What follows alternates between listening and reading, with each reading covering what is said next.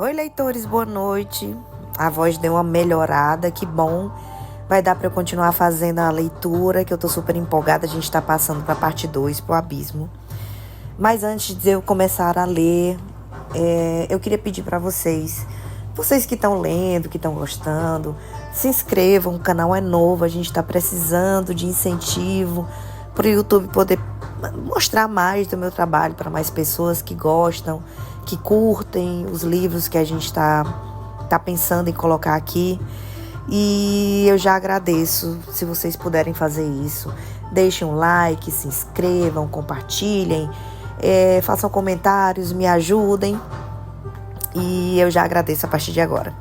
Então vamos parar de enrolação, vamos começar. Já peço desculpas se eu der uma falhada na voz, se eu precisar parar para beber água. E lá, se vai eu enrolando de novo. Então vamos lá. Parte 2, O Abismo. Capítulo 25. Tarion observou com desconfiança os dois Sobex descansando aos pés da sua rainha. Os corpos escamosos e poderosos jogados sobre o degrau. Com os olhos fechados, apenas as bolhas que flutuavam dos longos focinhos revelavam que eles estavam vivos e que eram capazes de arrancar o seu braço com uma mordida ágil. O trono da rainha do rio tinha sido entalhado de uma montanha alta de corvais fluviais no leito rochoso. Lunatium ficava perto bastante da costa para que a água naquela parte do Istros tivesse sal o suficiente para sustentar os vibrantes corais, assim como os buquês de anêmonas tecendo leques de renda marinha e as ocasionais fitas de arco-íris formadas por enguias iridescentes que adornavam a montanha em torno e cima dela. Tinha a sensação de que a magia da rainha também havia criado uma boa parte daquilo. Com a cauda dando impulso para forte e frente, Tarion curvou a cabeça. Vossa Majestade, você me convocou? Chegou à minha atenção, disse a rainha, que você chamou minha filha para um encontro. Tarion se concentrou em manter a cauda em movimento, permanecendo no lugar. Chamei. Achei que ela pudesse gostar. Você a chamou para o encontro na superfície. Superfície! Tarion ergueu o queixo, as mãos unidas às costas. Uma posição sobrevivente, vulnerável, que sabia que a rainha preferia, expondo todo o seu peitoral para ela.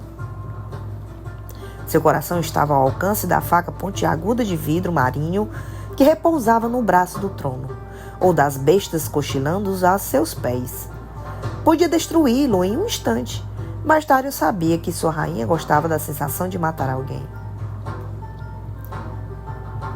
Ele jamais entendera, até que encontrou um assassino da irmã e optou por dilacerar um metamorfo pantera com as próprias mãos. Eu só quis agradar-lhe, disse Tarion. No entanto, os dedos da rainha do rio se enterraram nos braços entalhados do seu trono. Você sabe como ela fica aflita. Ela é frágil demais para essas coisas. Tarion inspirou profundamente pelas guelras, exalando antes de falar. Ela se saiu bem na Ciméria. Uma meia-verdade. Não tinha feito absolutamente nada de relevante na Cimeira, mas pelo menos não se achou e nem se acanhou o tempo todo. Anêmonas se encolheram com o indício da ira da rainha antes que dissesse. Aquele era um lugar organizado e vigiado. Lunatium é uma floresta selvagem de distrações e prazeres. Vai consumi-la por inteiro. As enguias iridescentes sentiram seu tom de voz e fugiram para dentro das fendas em torno do trono. Peço desculpas por qualquer sofrimento que a sugestão tenha causado a você ou a ela. Não ousou fechar os dedos em punho. A rainha o estudou com a concentração de um dos Sobex aos seus pés, quando as bestas estavam prontas para o ataque. E quanto ao menino Renast? Tenho bons motivos para crer que ele acaba de chegar à cidade. Meu pessoal está procurando por ele. Não tinha encontrado nenhum cadáver naquele dia, felizmente ou não. Só podia rezar para que isso não significasse que Pipa Spetsus tivesse colocado as mãos no menino antes. Eu quero o menino na Corte Azul assim que for encontrado. Pipa ou Rainha do Rio? A superfície ou a profundeza? As opções de Emaille Renastre eram poucas. Depois que Emaille estivesse nas profundezas, não voltaria para a superfície a não ser que a rainha desejasse, ou que os Asteri mandassem uma de suas unidades aquáticas de elite para arrastá-lo para fora, o que significaria que haviam descoberto a traição da Rainha do Rio. Tário apenas assentiu, como sempre fazia, como sempre faria. Aprenderemos Emaille em breve. Antes da ópio. Sim. Não ousou perguntar por que ela se importava com aquilo. Desde que ouvira os boatos sobre o menino, mal conseguia derrubar aqueles ômegas com sua magia capaz de drenar poderes alheios. A Rainha do Rio quis. Não compartilhou os seus motivos. Nunca fazia isso. E antes de qualquer uma das outras cortes fluviais. Tário ergueu a cabeça ao ouvir aquilo. Vossa Majestade acha que também sabem sobre Emaille? As correntes sussurram para mim a respeito disso. Não vejo por que minhas irmãs não ouviram murmúrios semelhantes da água. As rainhas dos 4 grandes rios de Valbara, o Istros, o Melatos, o Níveos e o Rubelos. O azul, o preto, o branco e o vermelho, respectivamente. Eram há muito rivais, todas poderosas e dotadas de magia, todas vaidosas, antigas e entediadas. Embora Tário pudesse não conhecer os seus planos mais íntimos, presumia que queria que o menino, pelo mesmo motivo, usá-lo como arma. Uma com a qual as rainhas das cortes preta, branca e vermelha, enfim, se encurvariam.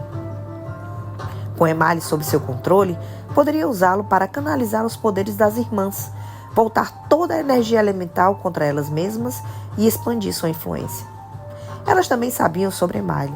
Então, será que já tinham tramado para tomar a Corte Azul?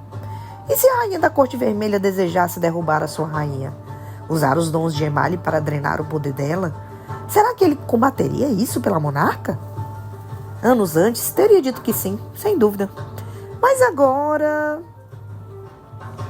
Tário ergueu o rosto na direção da superfície daquela faixa de luz distante que o chamava.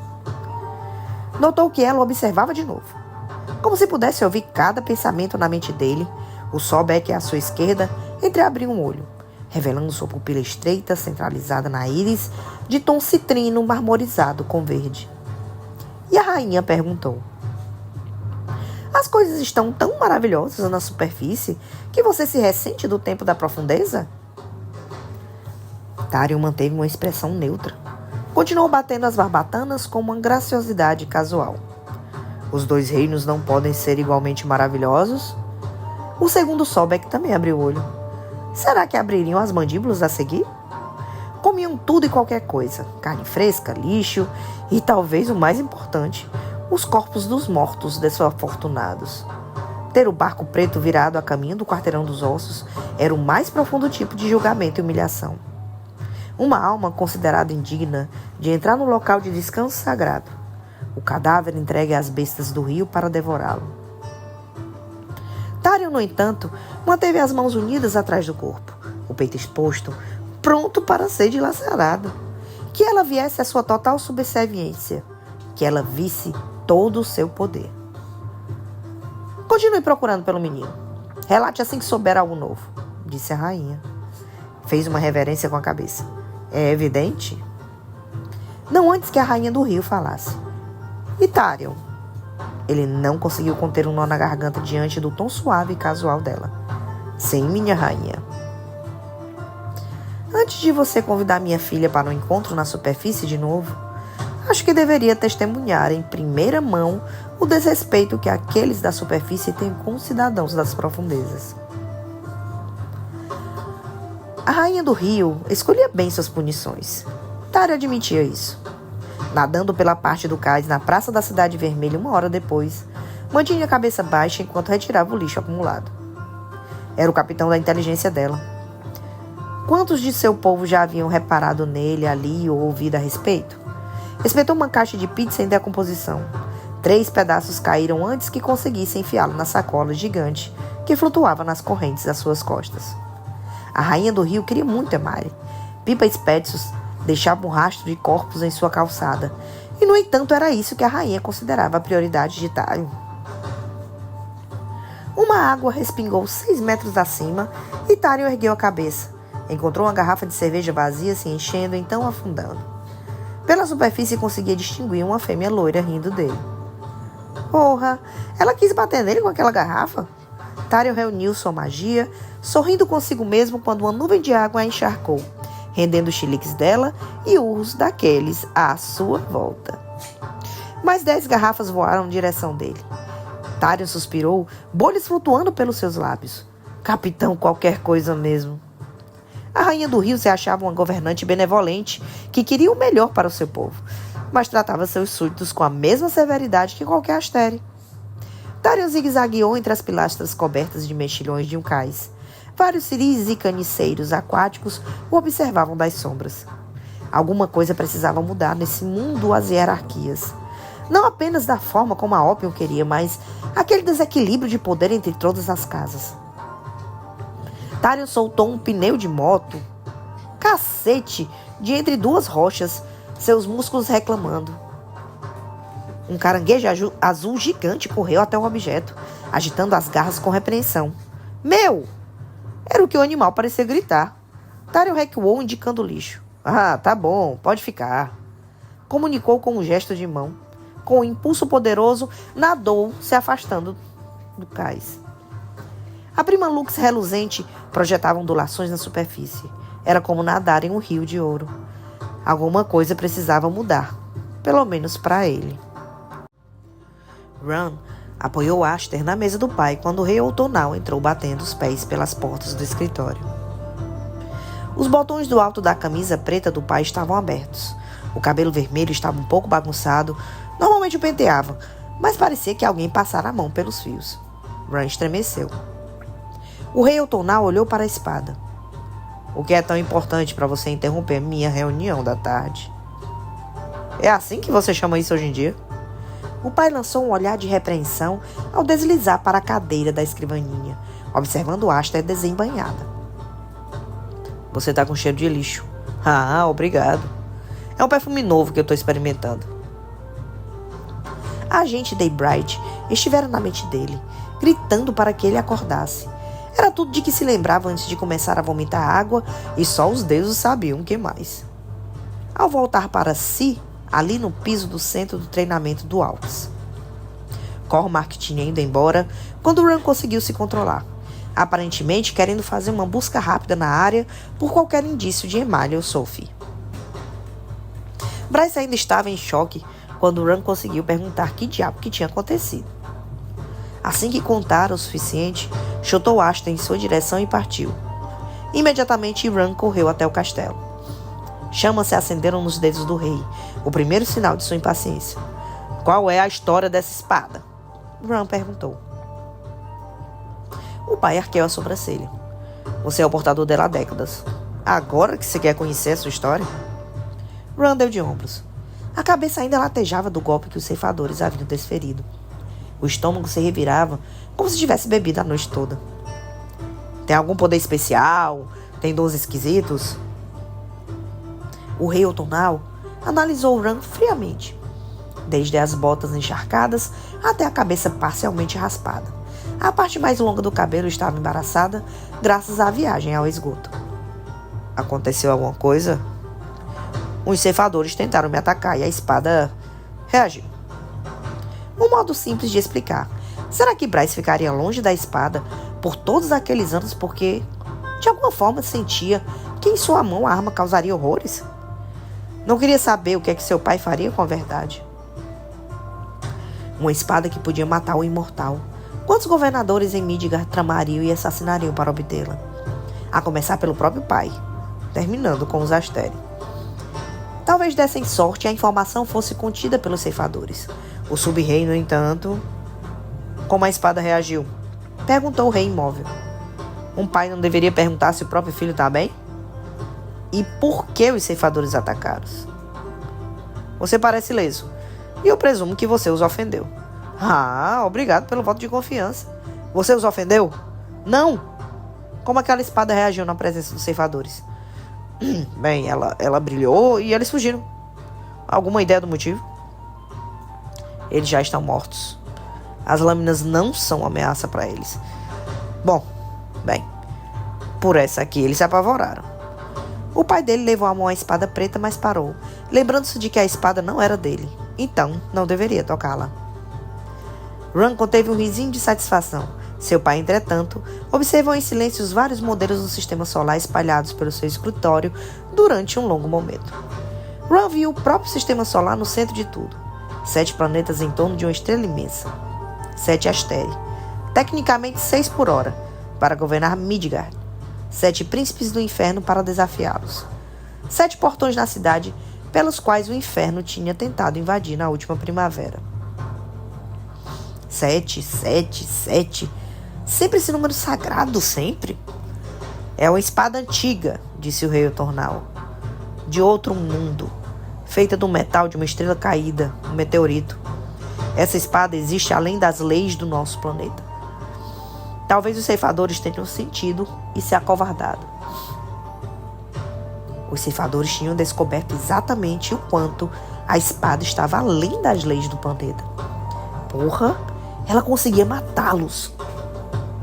Ron abriu a boca, mas seu pai o farejou de novo. E então franziu a testa. E quando você ia me contar que sua irmã estava envolvida nesse incidente? Ela ainda mais inconsequente do que você. Ron conteve a raiva crescente em seu peito. Apenas inútil para a procriação? Apenas útil para a procriação, não é? Ela deveria se considerar sortuda por ser valiosa o bastante para isso. Você deveria se considerar sortudo por ela não ter vindo aqui lhe dar uma surra pelo noivado com Cormac. O rei foi até elegante, até o armário de bebidas atrás da mesa e retirou um decantador de cristal com o que parecia cheio de uísque. Ah, eu já estou esperando isso há dias. Imagino que você a convenceu a não fazer isso. Ela decidiu sozinha que você não valia o esforço. Os olhos do pai dele fervilharam quando apoiou o copo e o decantador na beira da mesa. Se essa espada está reagindo, sugiro mantê-la longe da sua irmã. Tá demais. Eu já a ofereci. Bryce não quis. Acho que ela está interessada em sua política. Ainda assim correra para dentro de um esgoto cheio de ceifadores para resgatá-lo. O coração de Ron se apertou. O pai serviu-se de mais um copo, um sinal de que alguma coisa a respeito daquela conversa o abalava. Contudo, a voz do rei Otonal soou inexpressiva quando disse: nos tempos antigos, rivais estrelados cortavam a garganta uns dos outros, até das crianças. Ela agora é mais poderosa do que nós dois. Como você gosta sempre de me lembrar. Ron resistiu à vontade de perguntar se isso havia influenciado o fato de o pai ter assassinado o último guerreiro estrelado. Tá me mandando matar Bryce? Se você tivesse alguma coragem, teria feito isso assim que descobriu que ela era estrelada. Agora o que você é? Um príncipe de segunda classe, que só tem a espada porque ela permite que você a tenha? Colocar a gente um contra o outro não vai funcionar. Bryce e eu estamos bem. O rei Otonal esvaziou o copo. Poder atrai poder. É o destino dela estar unida a um macho poderoso que se equipare em sua força. Eu preferiria não descobrir o que virá de sua união com Umbra Mortis. Então você a prometeu a Cormac para evitar isso? Para garantir que aquele poder seja só dos féricos. Ron lentamente pegou Aster. Recusou-se a encarar o pai enquanto embaiava a espada de volta. Então ser rei é isso? Aquela merda antiga de manter os amigos perto e os inimigos mais perto ainda? Ainda não sabe se sua irmã é uma inimiga dos féricos? Acho que esse fardo recai sobre você. Abusar de sua autoridade. O pai devolveu o decantador de cristal para o armário. Sou um rei dos féricos. Minha palavra é lei. Não tenho como abusar de minha autoridade. Talvez devesse ter. E quem vai impor limites? A governadora. Aquele anjo de olhos gentis. Os Asteri sabiam o que estavam fazendo quando nomearam um cordeirinho para governar uma cidade de predadores. Talvez. Mas aposto que os Asteri concordariam que há limites para o seu poder. Ai, é. E por que você não pergunta a eles, então, príncipezinho? Talvez eles encontrem um jeito de fazer você viver para sempre. Eu certamente não tenho interesse dessa merda de carne. E não ousou olhar para trás antes de sair. Fim do capítulo 25. Capítulo 26. Bryce encostou na lateral do beco, entre um prédio de tijolos e o cais preto. Os braços cruzados e o rosto petrificado. Hunt, que os deuses o abençoassem, estava ao lado dela na mesma posição. Vieram assim que ela ligou, suspeitando que a voz estranhamente calma significava que algo tinha acontecido. Só conseguiria contar vagamente sobre os ceifadores antes de encontrarem Cormac, rondando pela área em busca de Emile. Cormac andava encostado na parede de frente para eles, concentrado no cais adiante. Nem mesmo os camelôs vendendo bugigangas para turistas iam até ali. Então, perguntou o príncipe Avaleno sem tirar os olhos do cais preto. Você consegue se teletransportar? Disse Bryce com voz baixa. Isso fez os olhos de Hunt se arregalarem. Controlou-se, no entanto, sólido e imóvel como estátua, asas fechadas, já transbordando com poder. E daí? Perguntou Cormac arrogante. O que você fez com os ceifadores que teletransportou? Coloquei-os quase a 1 quilômetro no céu. E sorriu de forma sombria. Eles não ficaram muito felizes, eu acho. Hunt erguia as sobrancelhas. Você consegue ir tão longe assim, com tanta precisão, assim? Bryce perguntou. Eu preciso saber o local. Se for um lugar mais complicado no interior ou em um quarto específico, preciso de coordenadas exatas. Minha precisão está dentro de centímetros. Bem, isso explicava como ele tinha aparecido na festa de Ran. A tecnologia de Deck havia captado Cormac se teletransportando em volta do perímetro da casa, provavelmente para calcular onde queria aparecer para fazer uma entrada triunfal. Depois que ele calculou, simplesmente saiu de uma sombra à porta. Hunt apontou para uma caçamba de lixo a meio caminho do beco. Teletransporte-se para lá, então. Cormac fez uma reverência debochada. Esquerda ou direita? Hunt fixou um olhar gélido nele. Esquerda, desafiou o anjo. Bryce conteve um sorrisinho. Cormac se curvou mais uma vez e sumiu. Em um piscar de olhos, reapareceu onde Hunt tinha indicado. Merda, murmurou Hunt, esfregando a nuca. Então, Cormac ressurgiu diante deles, bem onde eles estavam. Bryce desencostou da parede. E como que você faz isso? Cormac alisou o cabelo loiro.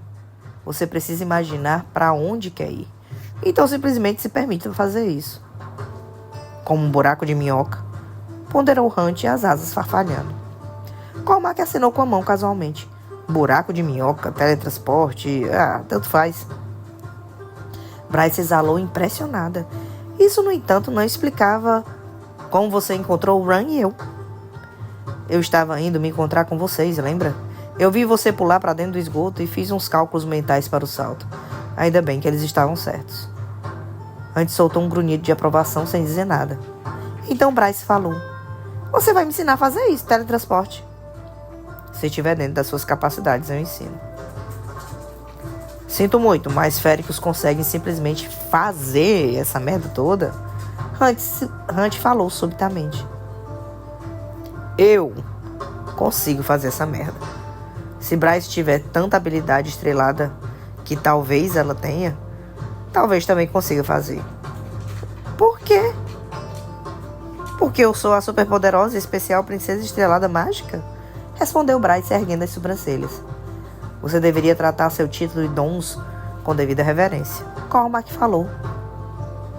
Você fala como um ceifador, disse. Hunt não desvencilhou ao perguntar. Como você herdou a habilidade? Cormac aprumou os ombros, cada centímetro do príncipe orgulhoso, conforme dizia. Costumava ser um dom dos estrelados. Foi o motivo pelo qual me tornei tão determinado em conseguir. Aster. Achei que a habilidade de me teletransportar significava que a linhagem tinha surgido de mim, pois jamais conheci ninguém que podia fazer o mesmo. Como vocês sabem, eu estava errado. Tenho sangue estrelado, aparentemente, mas não foi suficiente para ser digno da espada.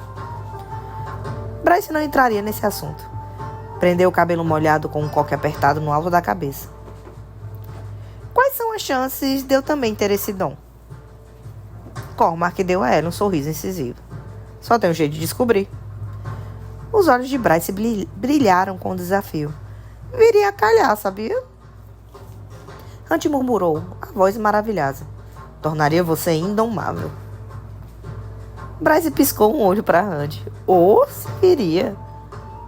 Principalmente se os ceifadores não estivessem brincando sobre o príncipe do fosso tê-los enviado para me desafiar para algum duelo épico num campo de batalha.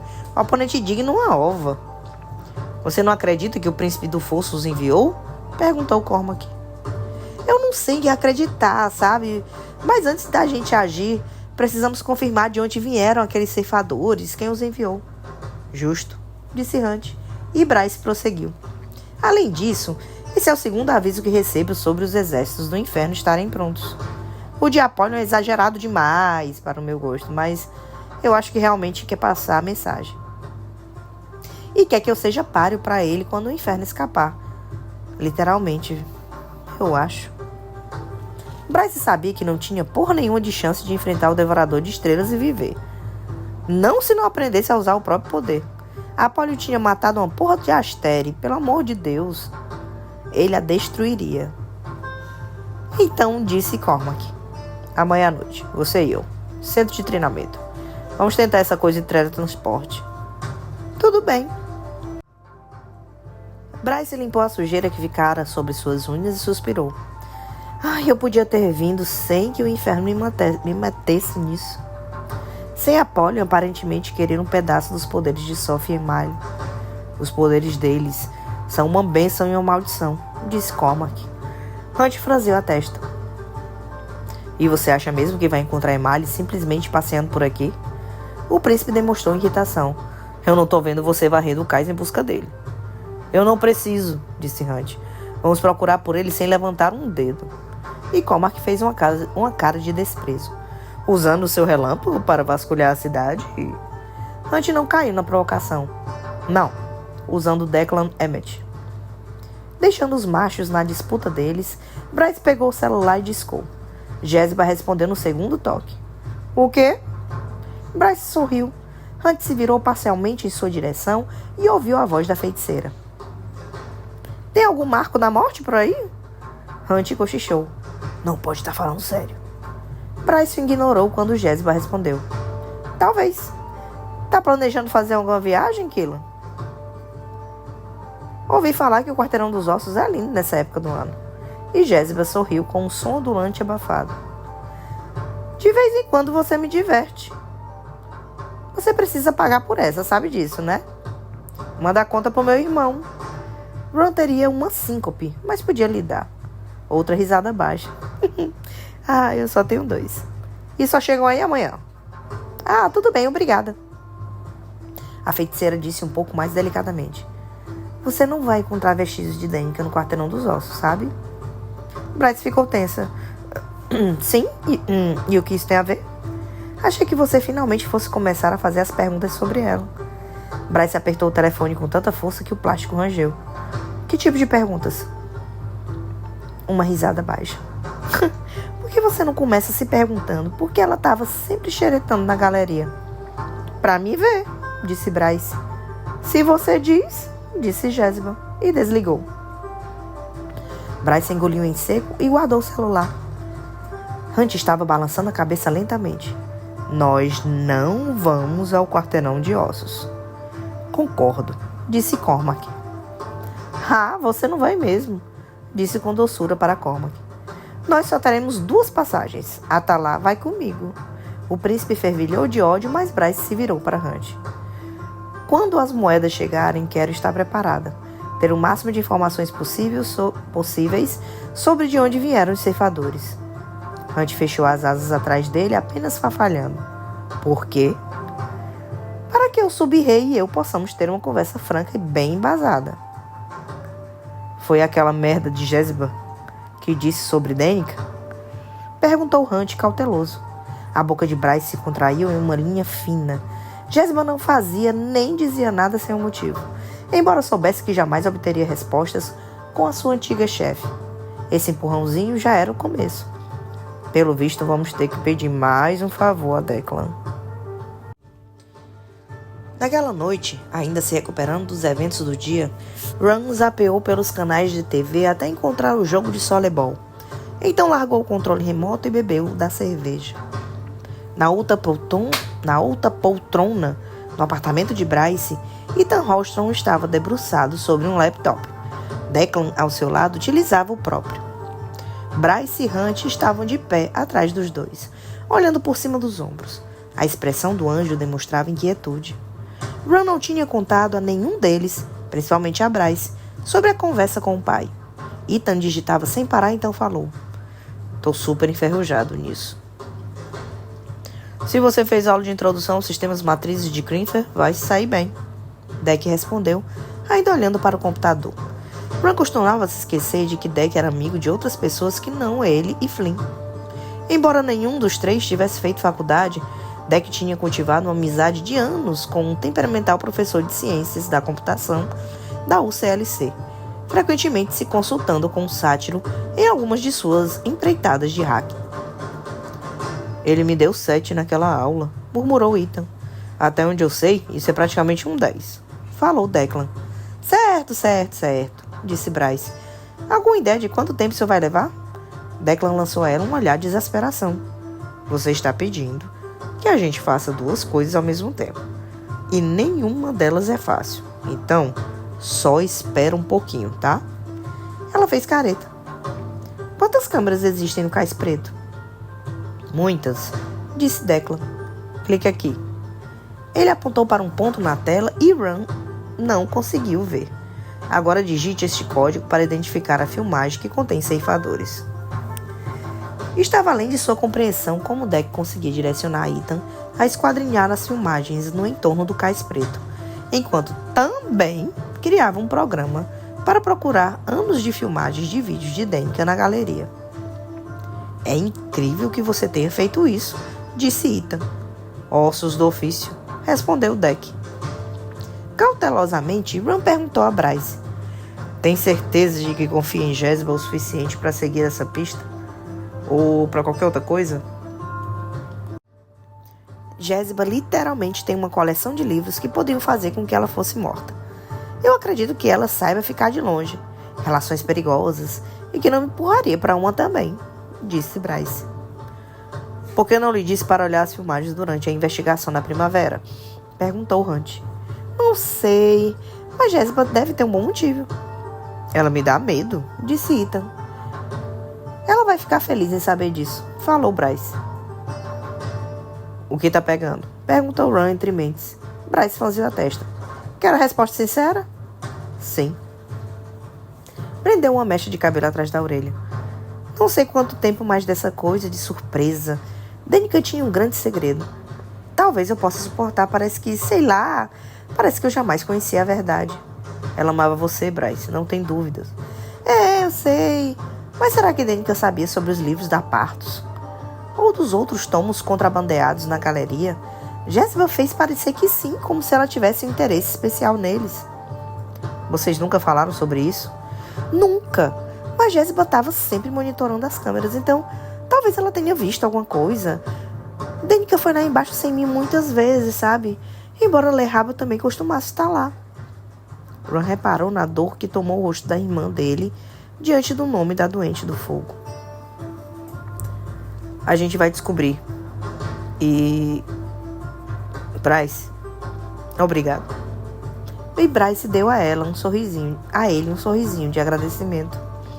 "Não se esqueça de ficar de olho em Miley no cais", disse Bryce a Ethan. Cormac tinha recusado o convite para se juntar a eles. Disse que queria continuar procurando o menino no local. "Já acrescentei aqui no programa", disse Declan. "Vai sinalizar qualquer ceifador ou qualquer pessoa cujas feições e compleição sejam compatíveis com as do menino."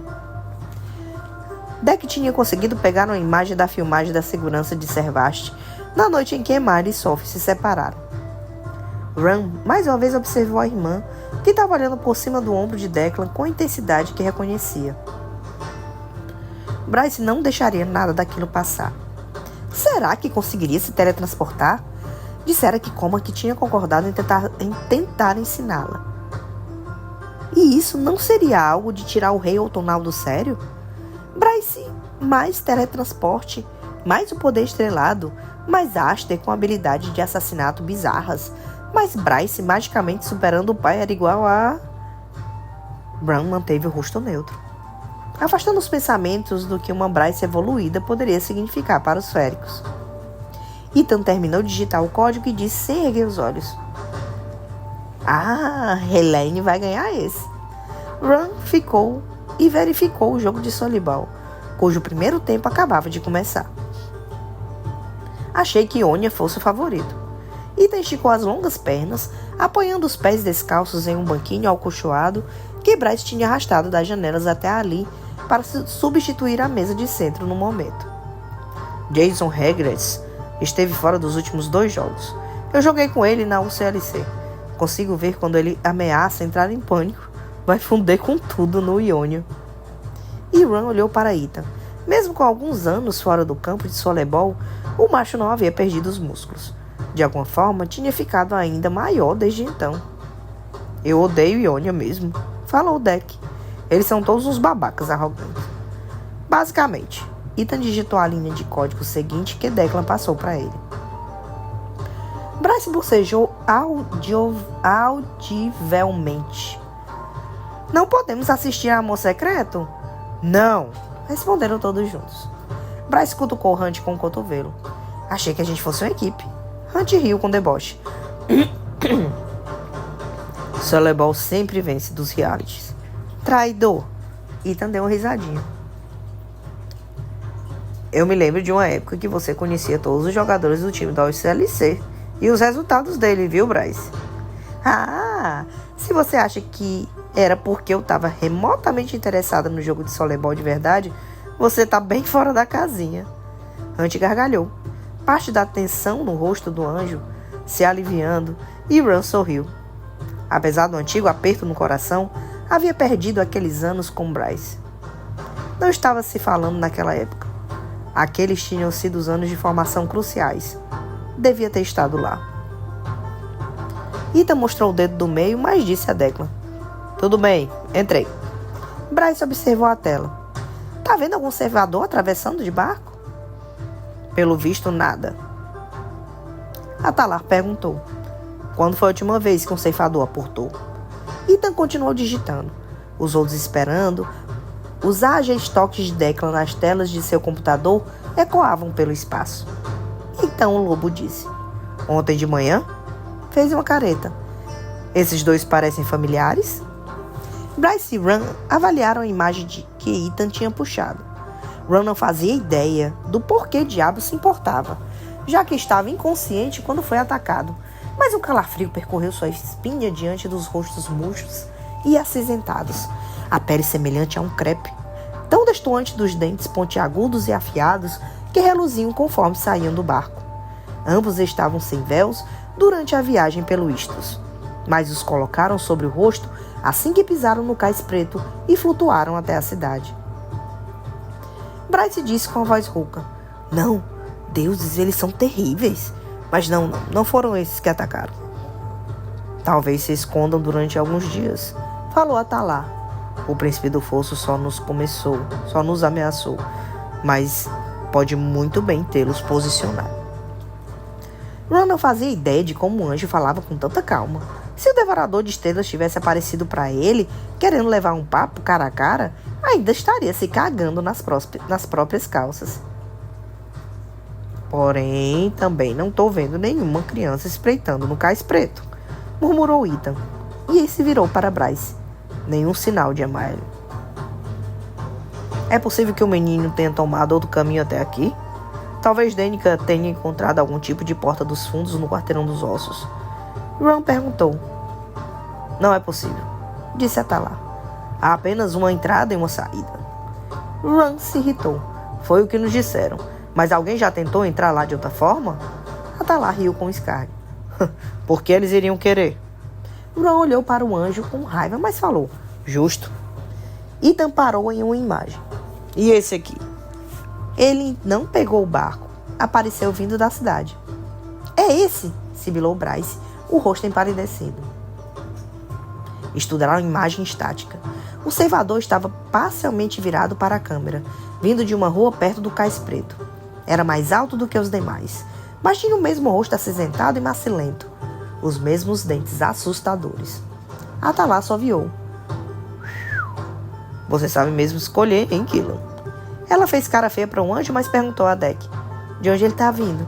Consegue acrescentar o rosto dele ao programa e fazer uma busca pelas filmagens da cidade? Declan ergueu as sobrancelhas. Você sabe quanto tempo isso vai levar? Todas as câmeras de Lunático? Não faremos isso nem para procurar Emile. Levaria... Eu não consigo nem calcular de quanto tempo precisaríamos. Certo. Mas podemos segui-lo por um tempo? Direcionou a pergunta a Ethan. Deve haver um motivo lógico para isso. Uma falha na cobertura das câmeras ou algo assim. Mas aquele ceifador simplesmente surgiu. Micah fez com que Cristalos permanecesse nos pontos cegos das câmeras, disse Ranch taciturno. Talvez esses ceifadores também soubessem deles. Bem, aqui é onde eles aparecem pela primeira vez. Antes disso, nada. Ethan apontou para a tela. Ron abriu o aplicativo da AUX e puxou um mapa da cidade. Deveria haver uma entrada para o esgoto bem atrás deles. É possível que tenham saído dali? Ethan mudou o ângulo das filmagens. As câmeras não cobrem a entrada. E Bryce falou. Então provavelmente sabiam que seria um bom ponto de entrada.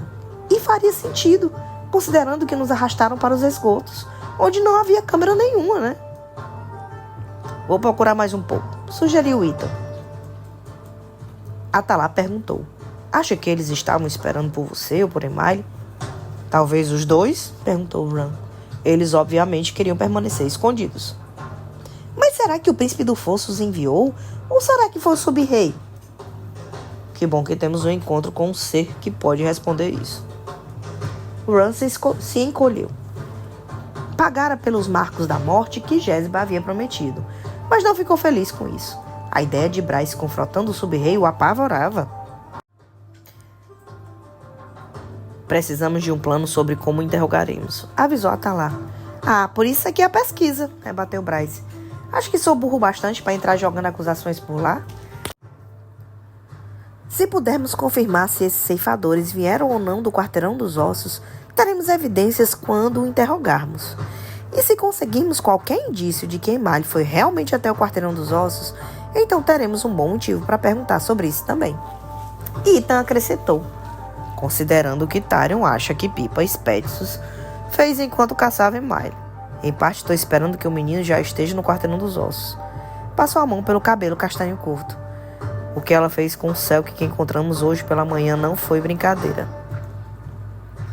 O lobo tinha se inteirado sobre tudo o que aconteceu de manhã. Bryce começou a andar de um lado para o outro. Senix trotava em seu encalço, choramingando por um segundo jantar. Ron não comentou sobre como o pai deles fazia o mesmo, como o vira fazer tantas vezes em seu escritório. Não suportando a semelhança, voltou a atenção para o jogo de soleibol. Então Ethan disse a Ron, retomando a conversa que tiveram antes. Tá vendo?